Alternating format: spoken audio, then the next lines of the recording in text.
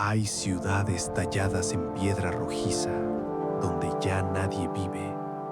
Fachadas monumentales emergen de desfiladeros tan estrechos que apenas entra la luz del mediodía.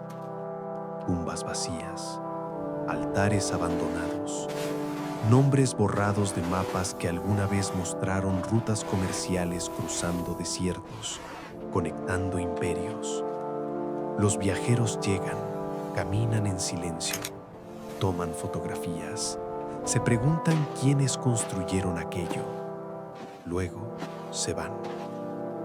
Nadie vive ahí. Nadie ha vivido ahí durante siglos.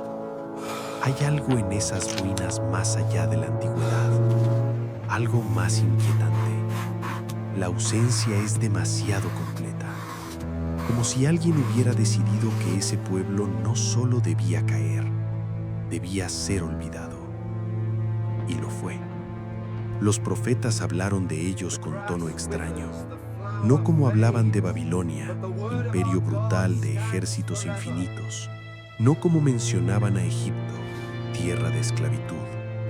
Cuando escribían sobre este pueblo, había algo personal, dolor, decepción, como si describieran una traición que nunca sanó. Abdías dedica todo su libro a ellos.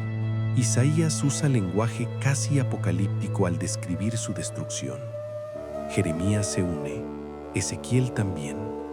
Y hay un salmo, uno solo, donde el salmista recuerda con amargura lo que este pueblo hizo el día que Jerusalén cayó. Dios declaró que no quedaría sobreviviente, que su nombre sería olvidado, que su tierra se convertiría en desolación perpetua. Y sucedió. No fueron conquistados gradualmente, no se asimilaron a otra cultura con el tiempo, desaparecieron, como si una mano invisible los hubiera borrado del registro de naciones existentes. Hoy no hay bandera de ese pueblo, no hay embajada, no hay grupo étnico que diga somos sus descendientes. Solo quedan fachadas talladas en roca rosada, donde el viento mueve la arena y nadie responde. Se llamaban edomitas y eran familia. No eran extraños, no eran invasores de tierras lejanas, eran primos de Israel, sangre compartida, descendientes del mismo abuelo. Esa cercanía, esa conexión que debería haberlos unido, se convirtió en algo más peligroso. Dos hermanos gemelos. Ahí comienza. Antes de que hubiera tribus o fronteras o nombres escritos en piedra, antes de que nacieran, Rebeca sintió algo extraño durante su embarazo. Los niños dentro de ella luchaban. No eran movimientos comunes, era guerra, violencia intrauterina que la asustó tanto que buscó respuesta divina. Dos naciones hay en tu vientre, dos pueblos serán divididos, y el mayor servirá al menor. Esaú nació primero, cubierto de vello rojizo, como si viniera envuelto en sangre seca.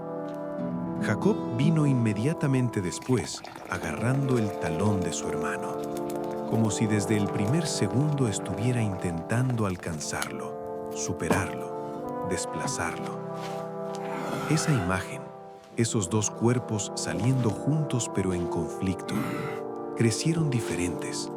Esaú era cazador, fuerte, rudo, hábil con las armas. Pasaba días enteros en el campo persiguiendo animales salvajes. Jacob era tranquilo, reflexivo, prefería las tiendas al desierto abierto. Esaú vivía para el presente inmediato, para lo que podía ver y tocar. Jacob, a pesar de sus métodos imperfectos, valoraba algo invisible, la promesa, el pacto, lo que requería fe para heredar. El día que todo cambió fue ordinario al principio. Esaú regresó del campo exhausto, el cuerpo pidiendo alimento. Jacob cocinaba lentejas rojas. El aroma llenaba el aire caliente del campamento. Dame de comer. Véndeme tu primogenitura. Y Esaú, sin pensarlo dos veces, sin consultar, sin reflexionar, dijo algo que sellaría el destino de millones que aún no habían nacido. Mira, estoy a punto de morir de hambre. ¿De qué me sirve la primogenitura? La vendió. Cambió su herencia por un plato de comida que satisfacería su estómago durante unas pocas horas. Las escrituras no dicen que fue engañado, no dicen que fue forzado. Dicen que menospreció su primogenitura, que la despreció, que la consideró sin valor. Por esa transacción, Esaú recibió otro nombre, Edom, rojo. Una nación entera identificada por el momento en que su fundador cambió destino divino por satisfacción carnal inmediata. Años después, vino otro engaño. Isaac envejeció. Sus ojos se debilitaron hasta casi la ceguera. Llegó el momento de dar la bendición paternal. Isaac planeaba bendecir a Esaú, su hijo favorito. Pero Rebeca, quien recordaba la profecía divina, diseñó un plan para que Jacob recibiera la bendición. Hubo engaño, hubo manipulación. Jacob se vistió con las ropas de su hermano, se cubrió los brazos con piel de cabrito para imitar el vello de Esaú. Entró a la tienda de su padre haciéndose pasar por su hermano mayor. Isaac, confundido por sus sentidos debilitados, bendijo a Jacob pensando que era Esaú. Una vez pronunciada, aquella bendición no podía ser revertida. Cuando Esaú descubrió lo sucedido, su reacción fue de furia absoluta. Las escrituras registran que guardó rencor y se dijo a sí mismo: «Se acercan los días de luto por mi padre, entonces mataré a mi hermano Jacob». La herida era tan profunda, el dolor tan intenso, la ira tan grande, que planeaba cometer fratricidio. Solo esperaba que su padre muriera. Jacob tuvo que huir para salvar su vida. Pasaron más de 20 años antes de que los hermanos se volvieran a encontrar. Cuando finalmente se reencontraron, hubo un abrazo, hubo lágrimas, hubo reconciliación aparente. Los dos hombres, ya maduros, ya con familias propias, ya transformados por el tiempo, se perdonaron personalmente. Pero aunque Jacob y Esaú como individuos lograron hacer las paces, el daño entre sus descendientes ya estaba hecho. La grieta se había convertido en abismo. Las naciones que surgieron de estos dos hermanos nunca lograron reconciliarse. La tensión familiar se transformó en hostilidad nacional que duraría siglos. Esaú tomó la decisión de mudarse hacia el sur, lejos de su hermano. Se estableció en la región montañosa de Seir. Sus hijos y nietos se convirtieron en jefes tribales, príncipes, gobernantes. Los edomitas no llegaron a territorio vacío. La región ya estaba habitada por un pueblo llamado los Horeos.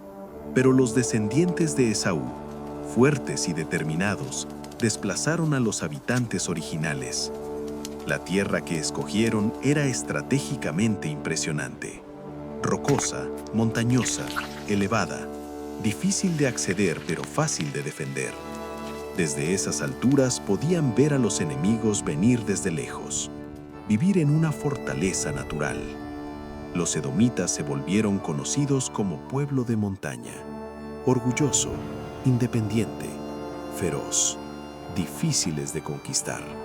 Con el tiempo, desarrollaron identidad nacional fuerte basada en autosuficiencia y capacidad para defenderse.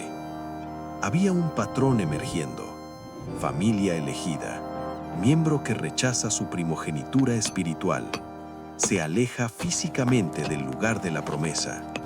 Esa persona y sus descendientes se vuelven fuertes según estándares humanos, pero nunca caminan dentro del pacto divino. Aunque los edomitas eran primos de los israelitas, aunque compartían abuelo común en Isaac y bisabuelo común en Abraham, casi siempre estuvieron en conflicto con el pueblo de Dios. Cercanía genealógica no garantizó cercanía espiritual. Parentesco de sangre no produjo hermandad de fe.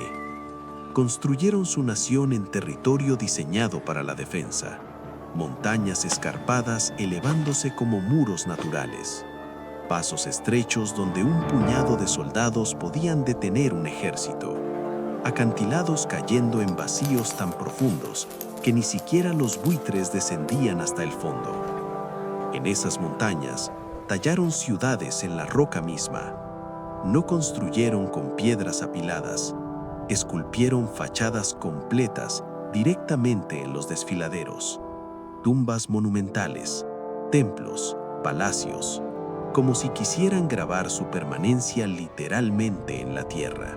Una de esas ciudades se llamaba Sela, la Roca, nombre que era más que identificación geográfica, era declaración de identidad, símbolo de lo que creían ser.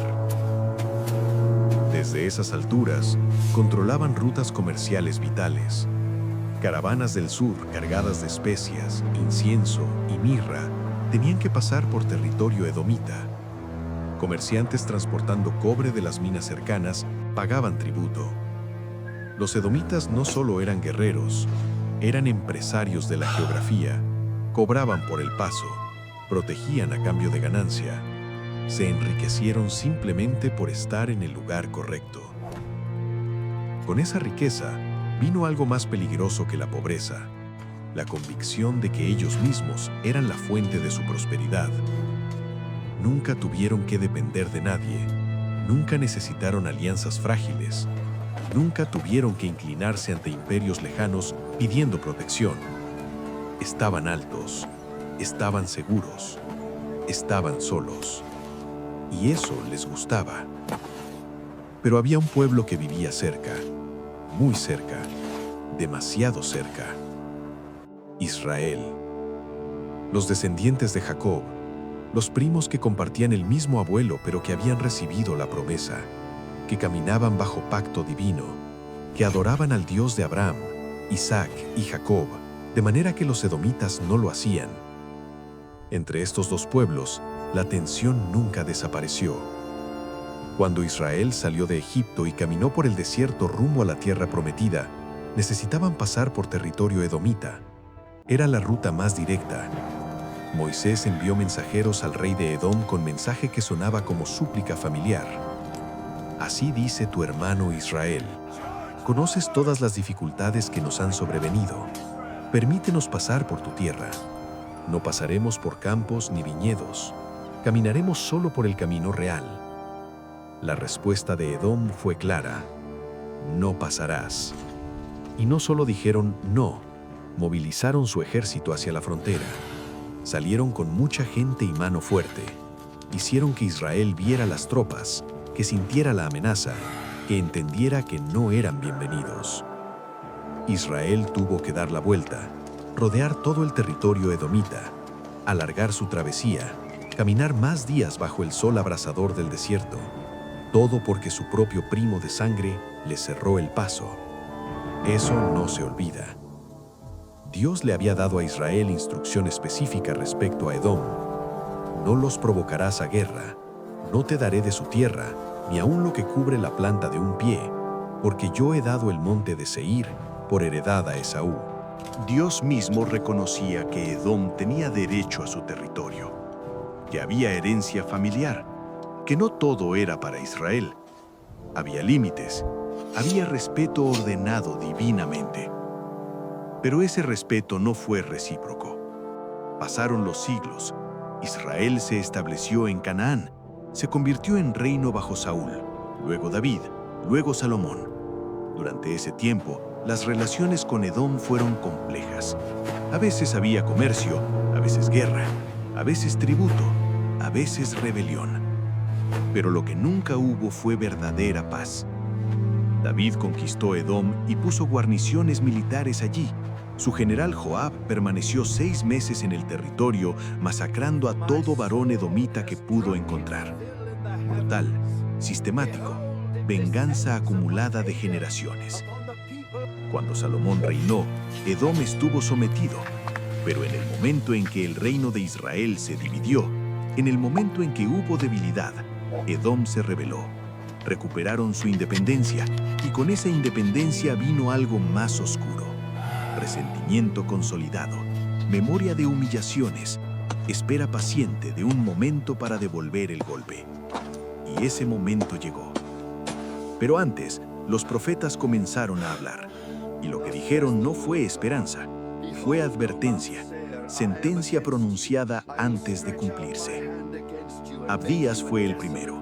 Su libro es el más corto del Antiguo Testamento, 21 versículos, pero cada palabra cargada con peso de juicio inevitable.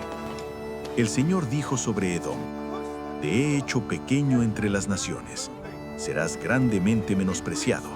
La soberbia de tu corazón te ha engañado.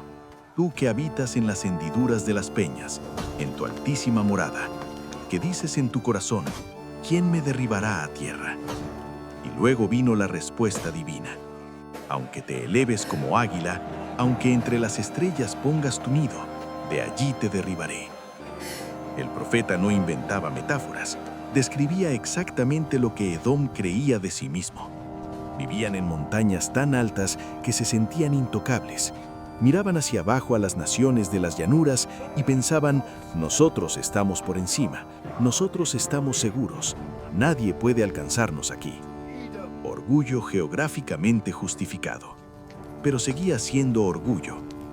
Isaías se unió al coro profético con lenguaje aún más violento. Habló de matanza en Bosra, capital de Edom.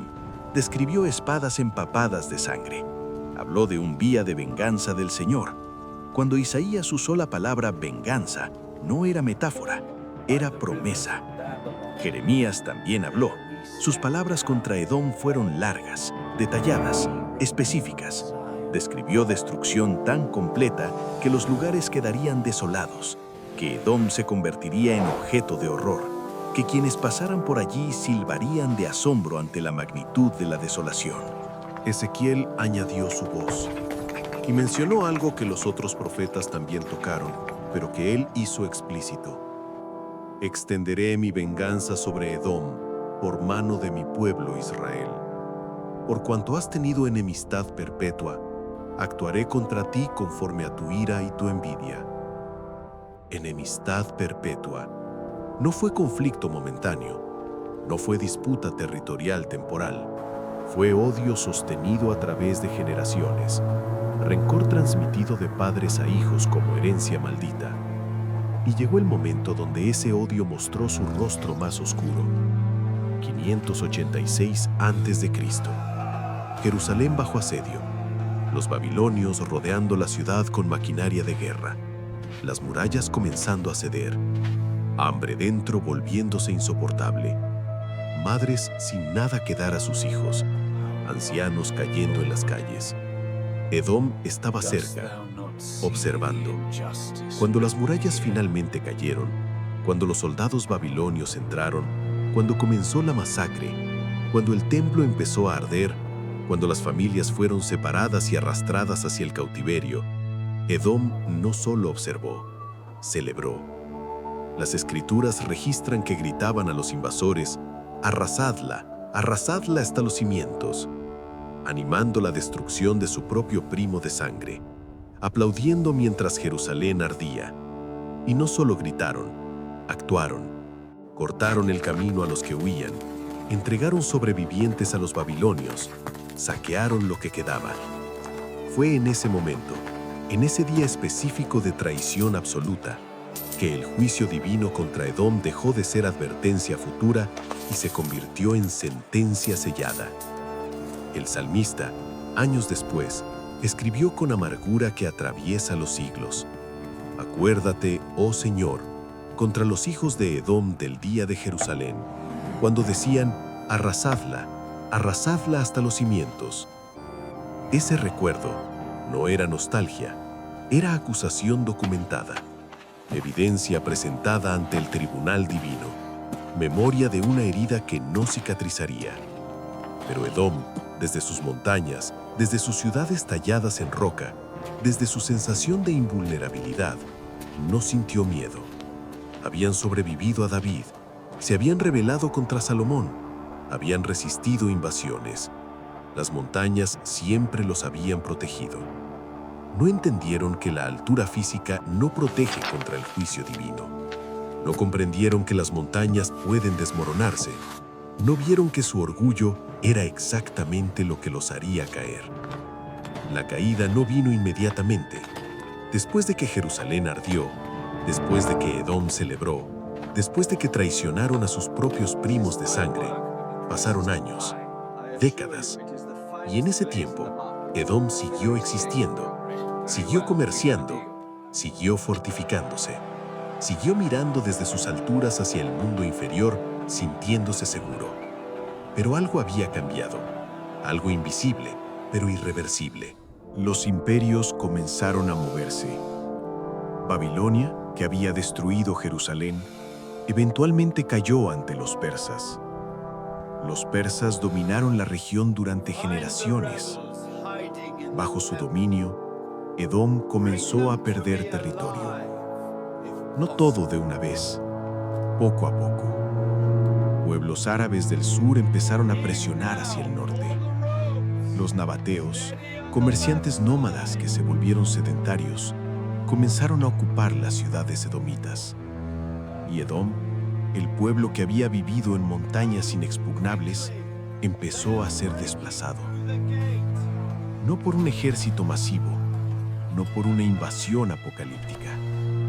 Fueron erosionados, presionados, forzados a moverse hacia el oeste, hacia tierras menos defendibles, hacia territorios que alguna vez fueron del sur de Judá. Para cuando llegaron los griegos bajo Alejandro Magno, Edom ya no controlaba sus tierras ancestrales.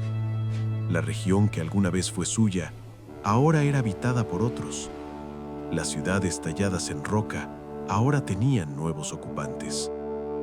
El nombre cambió. Lo que había sido Edom se convirtió en algo más. Los griegos lo llamaron Idumea, el mismo pueblo, pero con identidad diluida. Cuando llegaron los romanos, Edom como entidad nacional distinta prácticamente había desaparecido. Fueron absorbidos, mezclados, asimilados culturalmente hasta que dejaron de ser reconocibles como pueblo separado. Hubo un momento donde pareció que Edom tendría un último destello de poder. Un hombre llamado Herodes, descendiente de línea idumea, se convirtió en rey de Judea bajo autoridad romana. Herodes el Grande, constructor de templos, asesino de niños, el hombre que intentó matar al niño Jesús en Belén. Edomita de sangre gobernando sobre judíos, el mayor sirviendo al menor pero de forma retorcida, no por humildad, sino por astucia política, no por pacto divino, sino por alianza con Roma. Cuando Herodes murió, cuando sus hijos perdieron poder, cuando Roma finalmente destruyó Jerusalén otra vez, los idumeos que quedaban fueron dispersados junto con los judíos. Y entonces desaparecieron del registro histórico. No hay una última batalla documentada. No hay fecha específica donde podamos decir, aquí fue cuando Edom dejó de existir. Simplemente se disolvieron en la historia como sal en agua, presentes un momento, invisibles al siguiente. Los profetas habían dicho que no quedaría sobreviviente, que su nombre sería olvidado, que su tierra se convertiría en desolación perpetua. Milenios después, viajeros europeos descubrieron ruinas en el desierto de Jordania, fachadas magníficas talladas en roca rosada, estructuras que dejaban sin aliento, un sitio tan impresionante que fue llamado una de las nuevas 7 maravillas del mundo. Pero nadie que vive allí dice soy descendiente de los que construyeron esto. Nadie conservó el idioma edomita. Nadie preservó las tradiciones edomitas. Nadie reclama la identidad edomita. Los turistas caminan por esos desfiladeros tomando fotografías. Admiran la arquitectura y luego se van sin saber quiénes fueron realmente los que vivieron allí, sin entender que están caminando por cumplimiento profético literal. La pregunta que persiste es ¿por qué? ¿Por qué un juicio tan absoluto? ¿Por qué un borrado tan completo? La respuesta está en algo difícil de aceptar. Edom no cayó por ignorancia. No fueron juzgados porque no conocían el camino. Fueron destruidos porque lo conocían y lo despreciaron. Esaú conocía el valor de la primogenitura, sabía lo que significaba y la vendió, conscientemente, deliberadamente, por satisfacción inmediata. Los edomitas conocían a Dios, habían crecido escuchando las mismas historias que Israel, sabían del pacto con Abraham, sabían de la liberación de Egipto, sabían de los milagros en el desierto y eligieron construir su vida en otro fundamento. Eligieron las montañas en lugar del Dios Altísimo. Eligieron autosuficiencia en lugar de dependencia divina. Eligieron orgullo de posición en lugar de humildad de relación. Cuando llegó el momento donde tuvieron que decidir entre mostrar misericordia a su hermano caído o celebrar su destrucción, eligieron la venganza, eligieron el odio acumulado, eligieron convertirse en cómplices de Babilonia contra su propio primo de sangre. Ese fue el punto de no retorno.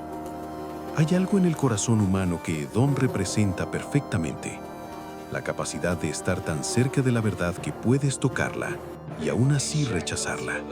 La habilidad de conocer el camino correcto y deliberadamente no caminarlo. La tentación de valorar lo temporal sobre lo eterno simplemente porque lo temporal satisface ahora. Esaú no perdió su primogenitura por error honesto. La cambió por un plato de lentejas. Y esa imagen, ese intercambio vergonzoso, se convirtió en la identidad de toda una nación. Edom vivió generaciones enteras operando bajo la misma lógica, eligiendo constantemente lo inmediato sobre lo eterno, lo visible sobre lo invisible, la altura de las montañas sobre la altura de la fe. Y funcionó. Durante siglos funcionó. Fueron prósperos, fueron fuertes, fueron temidos. Las montañas los protegieron, el comercio los enriqueció, su orgullo parecía justificado, hasta que dejó de funcionar, hasta que los imperios se movieron y las montañas no fueron suficientes. Hasta que el juicio pronunciado siglos antes finalmente se cumplió con precisión quirúrgica. La historia de Edom no fue escrita solo para informarnos sobre un pueblo antiguo que desapareció. Fue preservada como advertencia, como espejo, como mapa de lo que sucede cuando la cercanía a la verdad se convierte en razón para despreciarla. Hay algo profundamente perturbador en caminar por esas ruinas hoy, en ver esas fachadas magníficas talladas en roca con tanto esfuerzo, tanta habilidad, tanta confianza en que durarían para siempre, y saber que los que las construyeron ya no existen, que su nombre fue olvidado exactamente como fue profetizado, que su orgullo en la altura se convirtió en la razón de su caída. Las montañas siguen ahí, la roca sigue en pie, pero los edomitas desaparecieron. Y en algún lugar entre esas dos realidades hay una verdad que no necesita ser explicada, solo necesita ser sentida, contemplada, permitida hacer su trabajo silencioso en lugares donde las palabras no llegan. Porque hay cosas que parecen inquebrantables, identidades que parecen permanentes, orgullos que parecen justificados, alturas que parecen suficientes, hasta que un día dejan de serlo, y lo único que queda son fachadas vacías, donde el viento mueve la arena y nadie responde.